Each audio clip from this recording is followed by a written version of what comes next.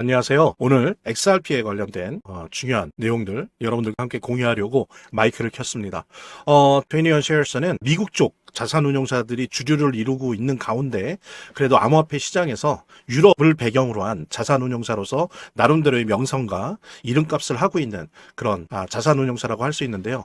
원래 트웬티원 쉐어스는 원래는 암호화폐 관련된 현물 ETF를 여러 개를 준비하고 있었어요. 뭐 당연히 XRP도 준비하고 있었고 뭐 솔라나나 그 외에 뭐 바이낸스나 여러 가지 암호화폐 현물 ETF를 준비하고 있다가 사실은 한 보름 전인가요? 3주 전에 그걸 다 취소했었습니다. 그래서 이제 취소하는 부분에 대한 이야기는 길게 하진 않았는데 그냥 시장의 상황들을 얘기를 했는데 이 업계에서는 주로 얘기하는 게 21 쉐어스가 여러 개 현물 ETF를 준비하다가 취소를 한 건 뭐냐면 좀 늦었다는 거죠. 미국 중심의 뭐 예를 들면 피델리티나 블랙락이나 그 비트와이즈나 그레이스케일이나 이런 데서 이미 수많은 현물 ETF를 출시를 하고 있었고 근데 여기다가 하려고 하면은 경쟁을 위해서 수수료를 거의 제로로 만들어야 되는 그런 상황들 그런 상황 속에서 과연 그 미국 중심의 자산운용사들의 현물 ETF를 이겨낼 수 있느냐 사실 이런 좀 내부적인 논의들이 많았다고 해요. 이미 시장에서 흘러나오는 그래서 이제 그런 것들이 지금은 시기가 아니다. 또 아시는 것처럼 주요한 메이저 자산운용사들이 이미 기왕에 출시했던 그런 이더리움이나 이 비트코인 ETF에서 아주 대규모의 자본 순유출이 계속 벌어지고 있었던 상황이기 때문에 더욱더 그런 시장 상황들이 21 쉐어스로 하여금 이 현물 ETF, 암호화폐 현물 ETF 출시를 다 취소하게 하는 그런 원인이 되었다라고 할 수 있는데 되게 공교롭게도 지금 그렇게 다 취소한다는 말을 한 지 지금 2주 정도 됐나요? 3주 됐나? 갑작스럽게 XRP ETF를 출시한다라고 하는 발표를 했습니다. 20 쉐어스가 대신 수수료를 낮춘다고 당연히 낮출 수밖에 없죠. 지금 여러분들의 XRP ETF가 뭐 시장의 광풍을 물어오고 있습니다. 예전에 비트코인이나 이더리움이 세웠던 모든 ETF, 현물 ETF 관련 기록들을 다 깨고 있는데요. 예를 들면 가장 대표적인 게 현물 ETF 출시 이후에 처음에 커너리 캐피탈에서 처음 출시를 했고 그 다음에 이제 비트와이즈, 그 다음에 그레스케일, 그 다음에 프랭클린 템플턴 등등을 통해서 XRP ETF가 출시됐는데 이 자본 순유입 누적분이 10억 달러 1조 4천억 정도 되는 거죠. 10억 달러가 되는 데 있어서 가장 빠른 단기간 내에 된 거예요. 그러니까 이 부분에 있어서 기록을 가지고 있던 비트코인이나 이더리움 그 기록을 완전히 깨버린 거죠. 그러면서 거의 9일 만에 10억 달러를 순유입을 했습니다. 엄청난 광풍이 불고 있는데 이러니 이미 그렇게 미국의 대규모 사실은 21 쉐어스보다 더 규모가 크고 시장 장악력이 큰 자산운용사들이 이미 XRP ETF를 출시해서 이렇게 재미를 보고 있으니 이 시장에 뛰어들기 가 무서웠겠죠. 하지만 무섭더라도 그리고 시장 점유율이 좀 딸리더라도 일단은 발을 걸쳐놔야 되겠다. 그러지 않으면 힘들겠다라고 하는 그런 내부의 고심이 있었겠죠. 고심이 있었고 실제로 있었고 그런 속에서 갑작스럽게 취소 발표 2주 만에 3주 만에 XRP ETF 현물 ETF 출시를 하겠다라고 발표를 했습니다. 대신 수수료는 다른 곳과 경쟁을 해야 되니까 그 후발주자지 않습니까? 수수료를 대략 0.3% 정도로 낮춰서 투자자를 유치할 계획으로 그렇게 알고 있고요. 또 하나는 뭐냐면 그래도 21 쉐어스가 좀 이렇게 후발주자로서 고심을 한 흔적이 발견되는 건 개인들의 암호화폐 뭐 그게 기관이 됐건 개인이 됐건 암호화폐 지갑 없이 그냥 보안이 완비가 된 그 솔루션도 완비가 된 전통 브로커 계좌로 XRP ETF에 간편하게 투자할 수 있다는 부분 이런 좀 편리성을 앞세우면서 지금 시장을 나름대로 시장에 참여하려고 하고 있습니다. 지금 21 쉐어스가 출시 폐지를 발표한 후에 약 2주 보름 후에 이렇게 갑작스럽게 XRP ETF 출시를 발표한 것을 보면 지금 ETF 시장 내에서 XRP가 차지하고 있는 어떤 의미나 이런 부분들이 얼마나 큰지 향후 ETF 시장의 어떤 질서 그리고 자금 흐름, 기관 자금 흐름을 완전히 재편할 수 있는 모멘텀이다라고들 평가를 하고 있는데요. 그런 부분에 대해서 21 쉐어스도 받아들일 수밖에 없었죠. 그런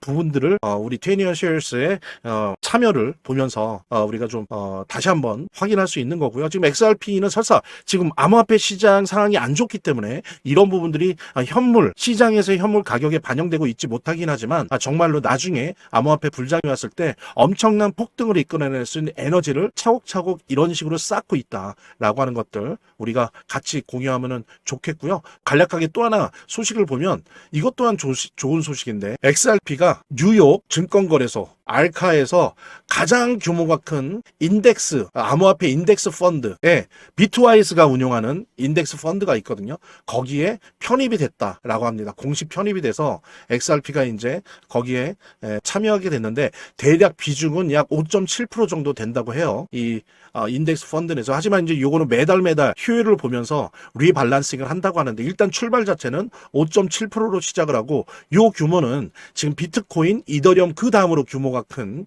그런 포션을 점하고 있다. 그래서 어쨌든 뉴욕 증권거래소에서 정식 거래되고 있는 최대 규모의 암호화폐 인덱스 펀드에 XRP가 참여하게 됐다는 그런 소식. 역시 XRP가 ETF 시장에서 새로운 어떤 종지배적 존재로서 두각을 나타내고 있다는 부분 여러분들과 함께 공유하면서 재단에 관련된 이야기 나눠보도록 하겠습니다. 차트를 제대로 보는 것도 중요하고 또 거시경제 상황들을 보는 것도 중요하고 매우 중요하지만 결국에는 사실은 이 모든 거를 무시하더라도 재단이 어떻게 하느냐가 사실은 이 암호화폐의 성패를 좌우하는 가장 큰 요소라고 하는 거를 우리가 모두 다 느낄 수 있는 거거든요. 그래서 제가 좀 과장을 하면 오히려 암호화폐를 통해서 돈을 제대로 버는 사람들은 물론 차트도 보고 거시경제도 보고 하지만 가장 1차적으로 핵심적으로 보는 게 그 암호화폐를 발행한, 제작하고 있는, 공급하고 있는 재단의 정책과 재단의 상황들을 보거든요. 재단의 어떤 정책들만 봐도 우리들은 이 암호화폐 투자를 통해서 막대한 수익을 얻을 수가 있는 겁니다. 특히 그중에서 우리가 많이 보려고 노력하는 것들은 락업에 관련된 것들이에요. 그리고 락업의 해제에 관련된 것들이에요. 재단이 얼마나 우리가 암호화폐 투자를 함에 있어서 중요한 요소인지를 깨닫고 그 다음에 특히 만약에 우리가 암호화폐를 투자함에 있어서 재단에 무엇을 봐야 되는지 함께 공유하는 그런 시간을 짤막하게 좀 갖도록 하겠습니다. 그래서 제가 여러분들이 최대한 쉽게 이해할 수 있도록 일단 락업 해제에 대해서 먼저 설명을 좀 드려볼 건데요. 이제 락업 해제라고 하는 거는 투자자 보호 차원에서 초기 투자자들이 일정 기간 동안 매도할 수 없도록 물량을 잠가두는데 이거를 풀어주어서 자유롭게 매도할 수 있게 해주는 걸 의미합니다. 그래서 통상적으로는 락업 해제 이후에는 대규모 물량이 시장에 풀리기 때문에 강력한 매도 압력으로 작용해서 가격이 급락하는 모습을 보여주게 되는 거죠. 그런데 우리가 이제 주목해야 될 점은 락업 해제 직전의 모습입니다. 락업 해제 후에는 대부분 급락이 오거든요. 그렇지만 그 전에는 대부분 가격의 급등이 연출되기 때문이죠. 왜냐하면 이제 세력들이 대량 매도를 하기 위해서는 가격이 올라가야지만 수익을 보고 매도할 수 있기 때문인데요. 충격적인 건 이걸 위해서 재단이나 프로젝트 측도 가격을 인위적으로 끌어올린다는 거죠.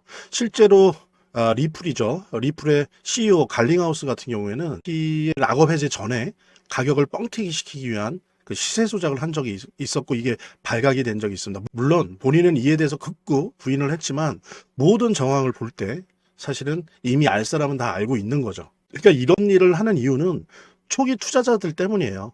이 초기 투자자들에게 수익을 줘야지 어떤 보상 개념의 수익을 줘야 추가적인 투자 유치를 할 수 있는 거죠. 그 초기 투자자들 뿐만이 아니라 그 외에 2차, 3차 투자자들을 모집하기 위해서는 이런 초기에 부풀리기, 뻥튀기가 필요한 겁니다.